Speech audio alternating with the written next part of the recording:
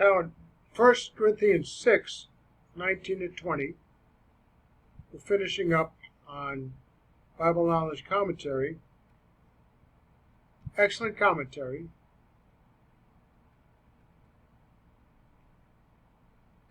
Among those grieved was the Holy Spirit, who indwells every Christian who is in you.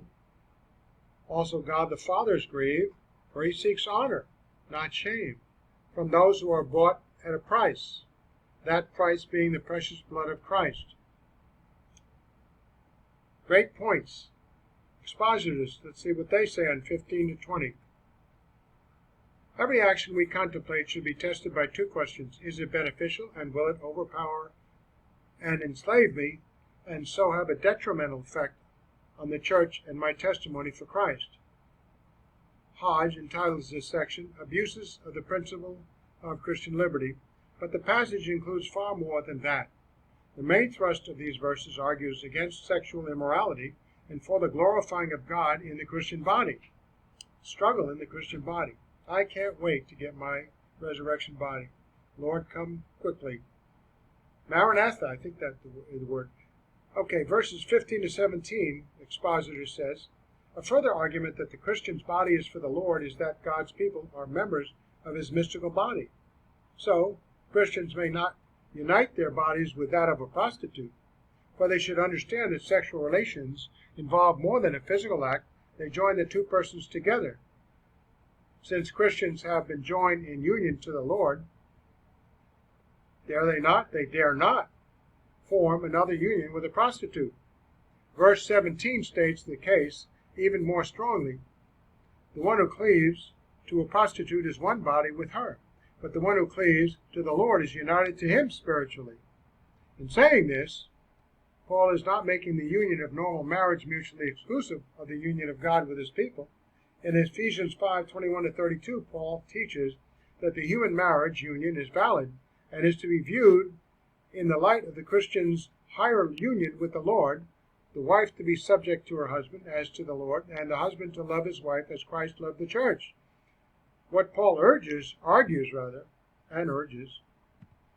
us to do is, he argues against in 1 Corinthians 6:15 to 17, is that the unholy union with a prostitute is a wicked perversion of the divinely established marriage union.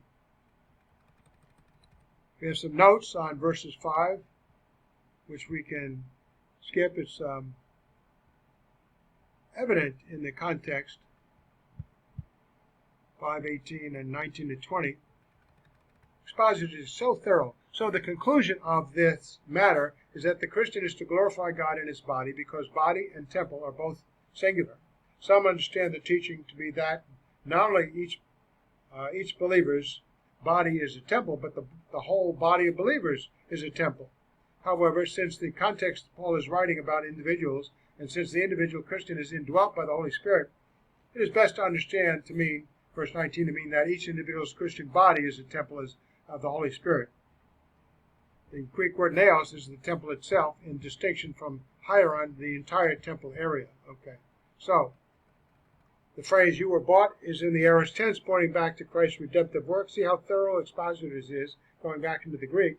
On the cross, there may be an implication to the Christians having been freed from becoming overpowered by sin and Satan, and being benevolently enslaved to Christ and to righteousness, in reflection of the Corinthian situation in which the slave was from the time of his manumission the slave of the God. So, we've got some notes here. I think pretty much we have an idea of 1 Corinthians chapter 6 in this. So let's stop here, and then we'll begin on the next YouTube with 1 Corinthians chapter 7.